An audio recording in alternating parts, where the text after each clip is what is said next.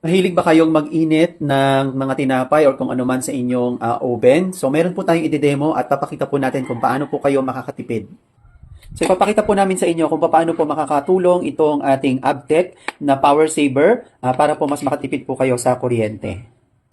So yan po, meron po ulit tayong demo kit no para makita po natin kung ilang wattage po ang nagagamit po nitong oven po kasi heating element po ito. So increase po natin yung temperature and then ilagay po natin siya sa 1 minute. Okay? So ang gagawin po natin ay isasaksak po natin siya dito. So ito po yung sa oven no. So makita nyo po pag sinaksak po natin yung ating oven ay ilan po ang nagagamit na watts.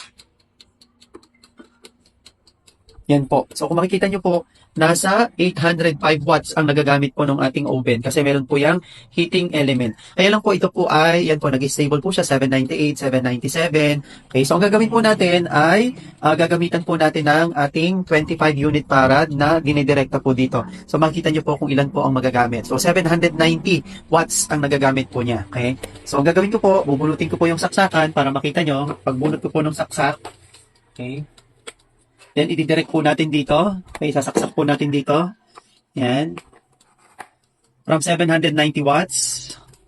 Nakasaksak na po siya. And then, ito po ay isasaksak po natin dito. Okay. So, ganito po. So, saksak na po natin para makita po ninyo. Okay, from 790 watts, ilan na lang po ang magagamit.